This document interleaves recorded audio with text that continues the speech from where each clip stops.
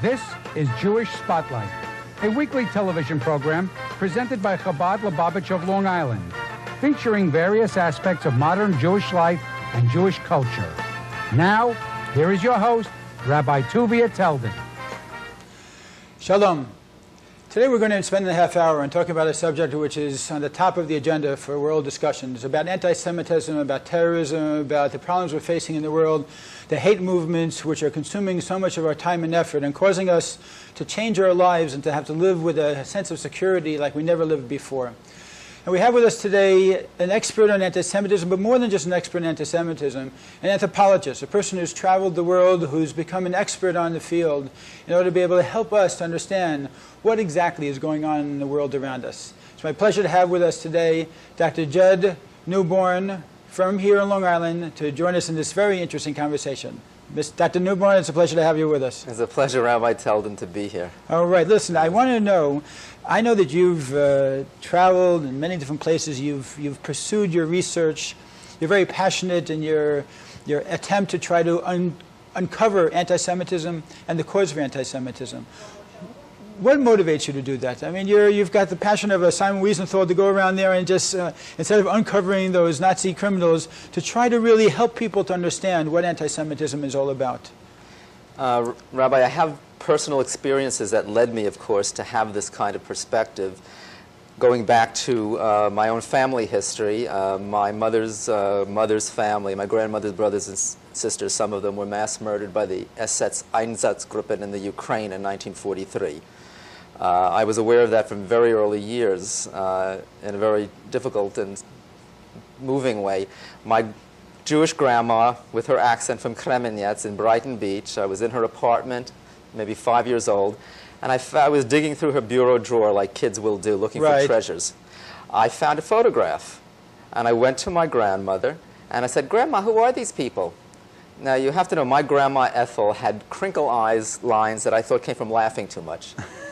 Suddenly, this essence of jollity, her face turned red, her eyes filled with tears, and she said, "Don't ask me, Hitler burned them all." Really? I'm 5 years old. I said, "Burn them all?" What did it mean? I looked at the picture, and I thought, I know these are family members. They look familiar. I feel them. And a little hole, the eyes seemed to be burning holes in the photographic paper, and a little hole opened somewhere in my solar plexus and started to burn too, and it has smoldered and burned since then. Since you were 5 years old? At least. Amazing. Now, I want to jump to the present time. I want to jump to what's going on in the world today, post 9/11, how we're seeing anti-Semitism spread literally throughout the world, in certain places in Europe, and it's just something that you as an anthropologist look at, I think, from a different perspective than other people we've had on this show to talk about anti-Semitism. How do you look at it? How do you look at its development? How do you look at its consistency with what we've seen throughout the past centuries? Well, I am a cultural anthropologist, and that's not simply some sort of heady academic thing, because I'm a public educator and a public speaker. Okay. So I understand... You bring it down to our level. Absolutely. Margaret Mead was the last anthropologist who used to talk to the public. Somehow anthropology got lost somewhere and ghettoized. It should come back to mainstream, and I'm going to help bring it back. Okay, so teach us a little bit about what it has to do with our lives. Well, anthropology is like the physics of society. It's the most basic ways in which we understand how we make meaning in society anywhere. And that's what human beings are. We're meaning-making creatures. That's what separates us from animals. But we can make meanings that are very ugly as well as meanings that are beautiful. Right. Anti-Semitism and racism and all anti-humanist forms of ethnocentrism of this sort, rabid hatred of others, these are one of the ugliest things that we create in our society, and other society create them too. But how does it become so popular? How do people become so consumed by this hatred? What drives them? Things like let's talk about anti-Semitism. You have to have a taken-for-granted feeling inside you that these images, these people, these are somehow wrong, sick, evil. You feel it in your body if you're an anti-Semite. It's almost as if it's a natural thing. It's like you don't even have to ask yourself. It's like, do I walk through a door? I see a Jew if I'm an anti-Semite. I just feel in my body a sense, this is something I must hate. This is a dangerous, usually a dangerous, secret manipulator of money who is seeking to dominate and control the world. That's what underlies almost all anti-Semitism. Are there other forms of hatred that you found as an anthropologist that parallel that level of hatred throughout history? Yes, there are. Many societies have the capacity to focus on the other. Right. Someone what we saw in Yugoslavia, I'm sure there are other situations where you've had ethnic cleansing. Yes. We hadn't seen a kind of ethnic cleansing such as we saw in the Nazi era, especially on European soil, since the Balkans in this past decade, when Bosnian Muslims were viciously targeted by Serbian fascists and mass murdered, gang raped and mass murdered. I spoke out about this at the United Nations only days after the fall of Srebrenica, which was a turning point. And my program at the Dag Hammarskjöld Auditorium was on one of the first things I ever did on the Holocaust. I was speaking on anti-Nazi Jewish resistance to the Nazis. And when I came to the candle I figuratively lit for the Jews of the Warsaw Ghetto Revolt who had been abandoned by the world, I thought, I have before me the gathered delegates of the United Nations who are doing nothing right now to stop the mass murder of Bosnian Muslims. And you felt the responsibility to speak up about it. What I said was, and let's also light this candle for the Bosnian Muslims and other multicultural people of Sarajevo and Srebrenica. And let's hope that when the UN meets in a few days to discuss this issue, they finally do something. Okay, so hatred somehow is an inborn potential that each of us have. We have to admit, let's say, that this isn't a human potential. This is part of our makeup. Whether we develop or not, hopefully our choice is not to develop it. But I know that you, okay, I don't want to get into that. You I don't want to believe that. Okay, all right. Even me, I don't want to believe it. Okay, fine. We see it over and over again that somehow it does come out and shows its ugly face. And our question is not necessarily to try to understand how it comes into being, but how to handle it, how to keep it from being successful and carrying out its evil plots. Absolutely. Now, you've had some incredible material here about the parallels between Nazi hatred, Nazi anti-Semitism, Elders of Zion, and so forth and so on, and what's going on in the Arab world. And what's, from what I understand from you, also been developing really from the time of World War II in the Arab world to the point where we're reaching an apex of tremendous hatred now throughout the Arab world. Can you give us some of those examples? Because I was fascinated by some of these sheets that you showed us. I have to tell you that in speaking on the Holocaust to the public over the years, often people used to say to me with fear, could it happen again here? And I used to say, no, give me several generations whom I will indoctrinate and inculcate, and only then, maybe after several generations, would anti-Semitism and the Holocaust be able to happen here again. Well, I hate to say it, but I've found out, to my dismay, that there have been several generations being inculcated and indoctrinated in the most vicious forms of anti-Semitism, and I'm afraid it's in the Arab and Islamic world. And it's always been without our knowledge. We haven't been aware of this growing bubble of hatred and curdling despising of the Jewish people that's been going on. You know what? Our politicians, our scholars, and in particular our media experts and our media itself have not taken this seriously. When they saw an article in Al Riyadh, the official Saudi Arabian newspaper, saying by a doctor at the King Faisal University Hospital, let me tell you about Passover. Jews normally take the body of a young Jew under the age of 13. They place him in a needle-studded barrel and pierce his body in order to drain the blood, which they dry into granules. Well, and they use this to bake matzah. And this is presented as a fact. This is a regular columnist for the official Saudi Arabian daily, Al Riyadh. And no rebuke. No rebuttal, I mean. No question as to whether or not this is true. What happens with this, or with grotesque anti-Semitic and anti-American interlinked cartoons in the opinion-making paper of the Arab world, our moderate ally, Egypt, Mubarak's Al-Aram newspaper. Almost weekly, they will have anti-Semitic and anti-American cartoons. And they're grotesque. They are clearly Nazi, Islamicized Nazi anti-Semitic images. Interesting. But you know what the media says? Because we in America are more progressive, we think, oh, this is just some kind of superficial nonsense. It's not serious. What do you mean Jews bake matzah out of the blood of Arabs or Christians? Mm-hmm. How could anyone believe this? This is just some kind of propaganda nonsense. It's not to be taken seriously. Rabbi, what we're learning now is for generations it has been taken seriously, and we were not supposed to be projecting our notions of humanism and democracy onto and common sense onto these cultures, because too many people in these cultures have been eating this up and they're teaching it to their children. And it's not just, it's coming from the imams. It's coming from the That's another question. Is it more governmental in nature, or is the real root of it from the imams? And I want to show a tape in 2 seconds that you brought about an imam speaking. But what is the real source? Is it the imams, or is it the government that's motivating this anti-Semitism? The moderate, all Arab nations are autocracies, and they manipulate anti-Semitism in order to divert attention from their disunity among themselves as Arab nations, and from their internal, divert attention away from internal dissent at home, because they have no civil rights. So they focus onto the Jew, Israel, and the Palestinians. Common enemy. Yes. And then once we have a common enemy, it takes the focus off of the governments and their own inefficiency. Yes, but they also feed on the Palestinians. They feed upon the shame the Palestinians feel. They have never advocated the Palestinians. They feed upon them because it's useful to maintain autocratic power in these Arab states. However, you have to understand something, like in the Nazi era, when leaders and press, newspaper publishers and imams and rock stars in these countries, and I'm saying rock stars in Egypt, have these attitudes, they're not simply manipulating it. Like Hitler, they actually also believe it. That's what we didn't believe in 44, 43, 42 about Hitler.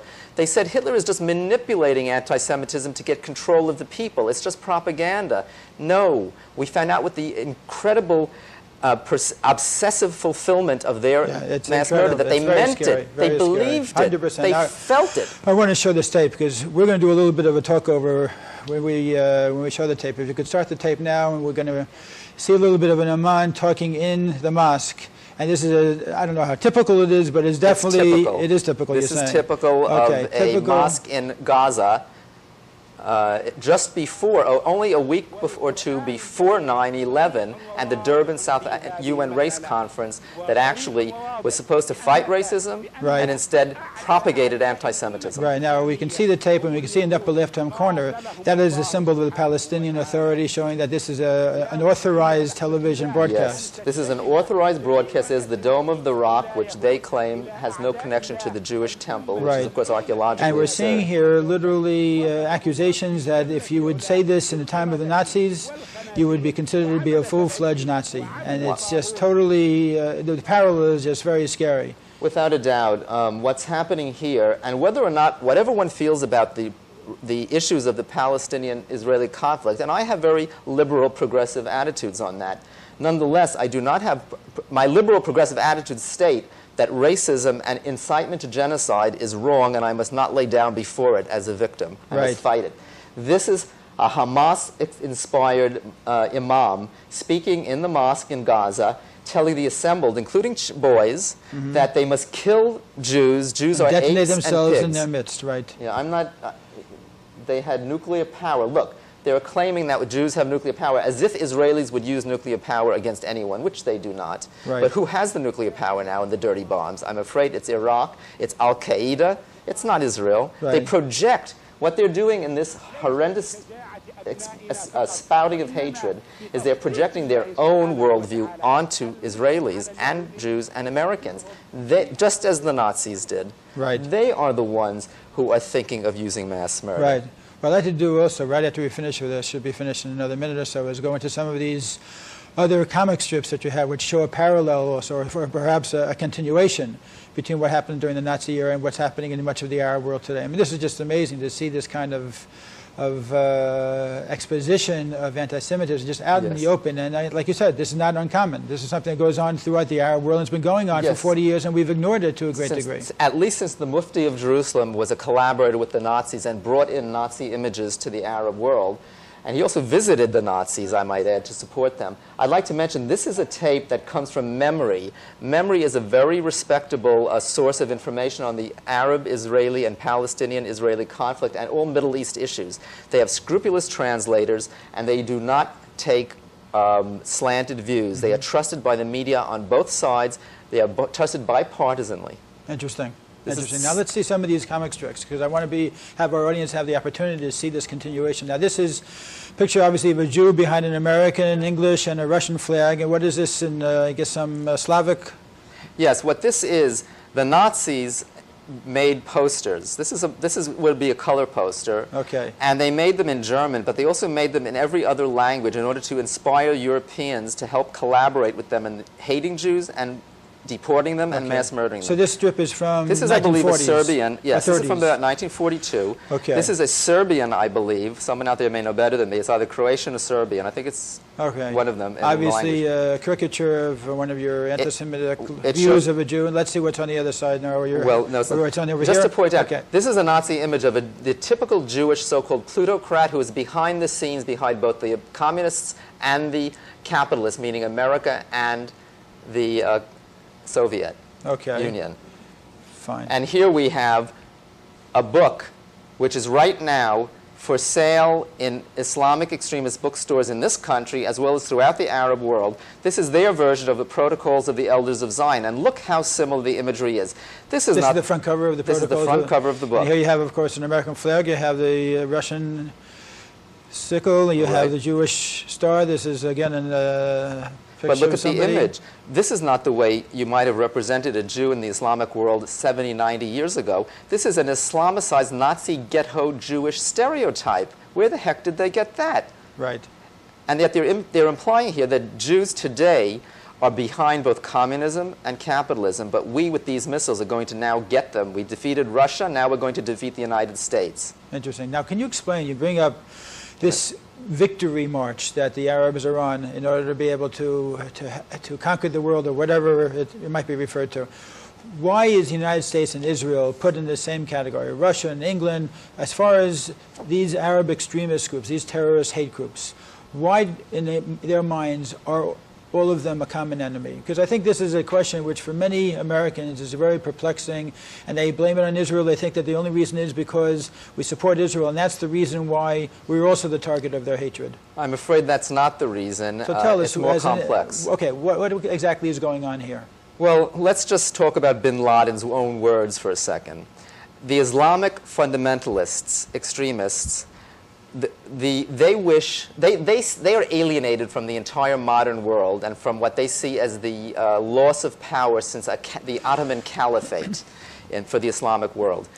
And what they wish to do with this twisted misunderstanding of what would be their own best interests, it's a bit confusion, is they believe that the Jews are the perpetrators of a secret world conspiracy to destroy Islam and dominate the world.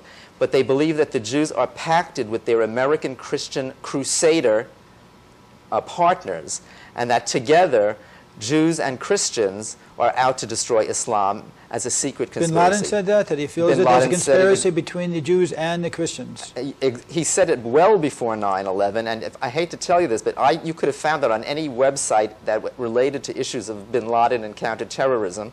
Even dissertations were on the web about bin Laden, Al-Qaeda, what their ideology is. I went to the Israeli counterterrorism website on the night of 9/11, right, and I immediately saw what it was. They said, they quoted bin Laden, and I saw what this ideology was, and it immediately articulated with my fundamental understanding of Nazism, as well as fundamentalism and extremism worldwide, like Pol Pot in Cambodia, the mass murder of Bosnian Muslims, Jonestown even, all kinds of extremist movements, and even, I must say, certain forms of radical Christian fundamentalism, where they're looking forward to the book of Revelations to be filled through Armageddon, and then you know what happens.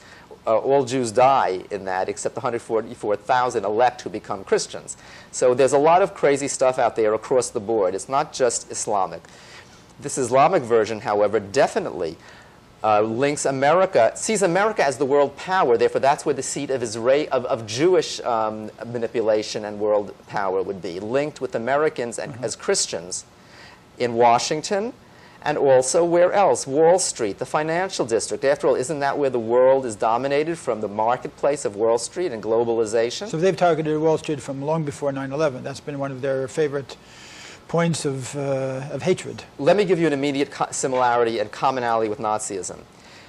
Adolf Hitler's favorite fantasy, according to Albert Speer, who wrote a memoir about it, and it was to see Wall Street going up in flames. He used to gleefully rub his hands like this, for animated films that were made, trick photography, so that he could see what he hoped would be the end of World War II as he wanted it. Not the destruction of Germans, but the destruction of what he thought was a Jewry worldwide. It never happened. Who fulfilled it?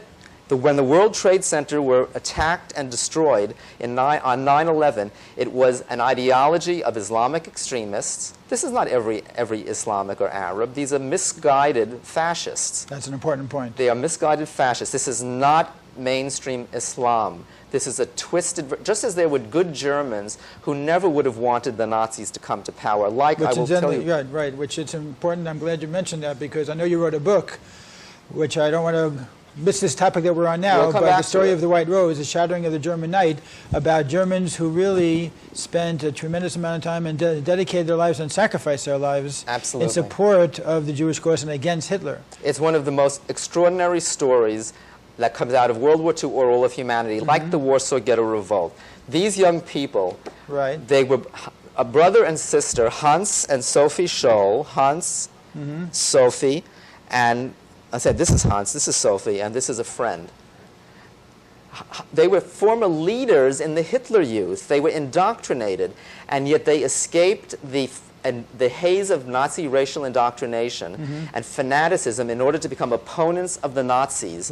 Why did they do it? They fell upon their earlier Christian humanist upbringing and liberal democratic upbringing by their parents.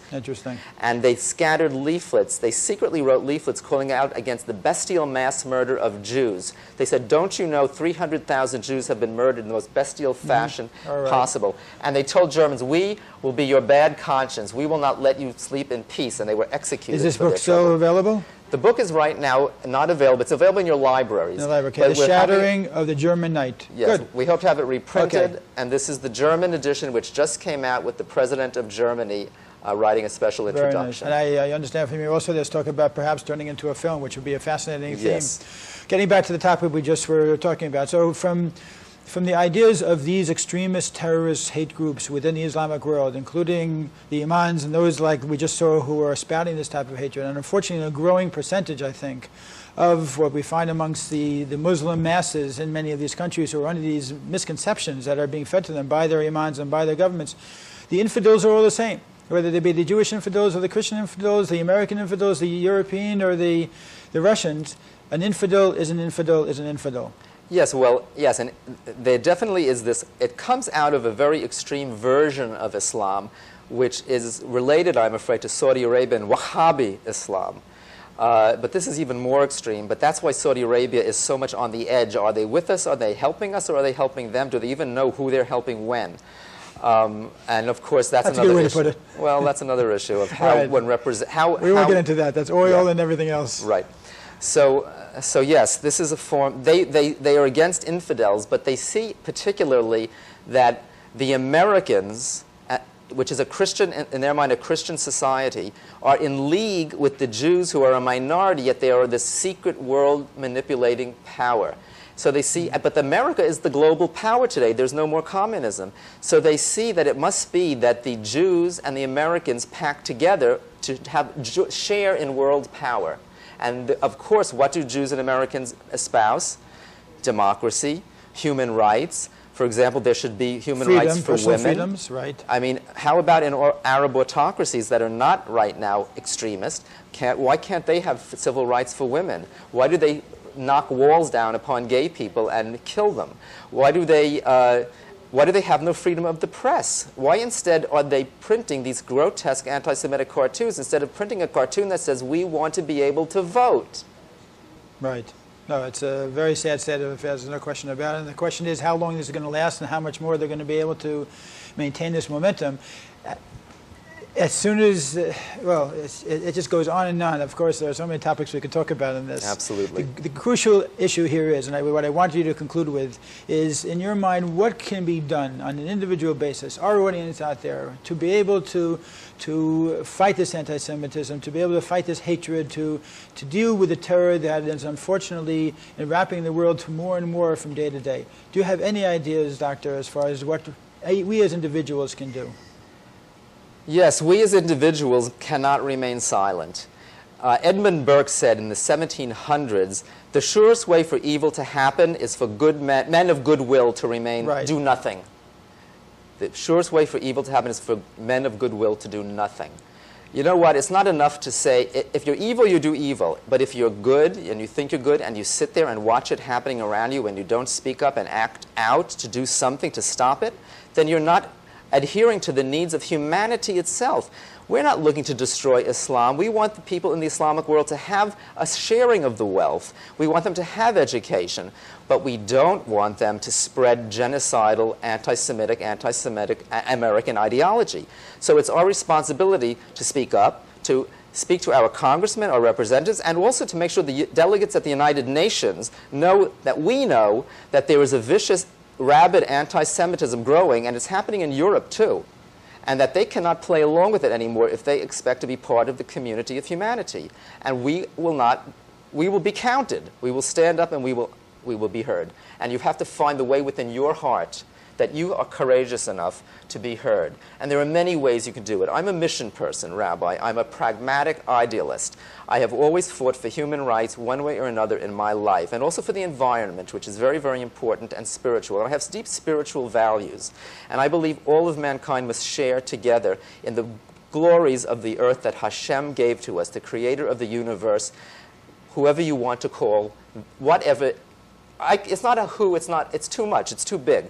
But it's a spirituality that encompasses us. Can I ask you a question? Yes, please. Is it rare that an anthropologist believes in God? I'm not saying, I'm not even talking. I credit you for it. I'm not, believe me, yes. that's my boss. I'm not objecting to it. I'm not talking even about God. You know what I'm talking about? I'm talking about a greater spirituality, which, okay, I believe in God. I'm a Jew. But it's a spirituality that says that we are not just animals, and we should not be less than animals, as the Nazis showed the world that human beings could be, and as the Islamic extremists today will show the world if we let them. Right. No, we are more. God made us to be a light unto the nations. You know what? How about if not Jews only wish to be a light unto the nations? Let us all be a light unto the nations. I think that's a beautiful note to close on, and I really appreciate your time and your very, very insightful opinions about the situation we're facing in the world today. In the meantime, I want to please ask everybody, take Dr. Newborn's advice. Go out and do something. Make the world a better place. We all have to take that responsibility seriously, and the only way to dispel hatred is to increase in love, is to do good deeds, is to be able to make sure that we do more and more in terms of mitzvahs to be able to make this world a better place, and to play an active role in doing that as well, as you are also. And thank you again for being with us. I look forward to your great success. And if anybody wants to get in touch with you, your email is? JNEWBO, JNewbo, yes, at AOL.com. Okay, great. Thank you very much. JNEWBO at AOL.com. Take care, and we'll see you next week, same time, same station. Shalom.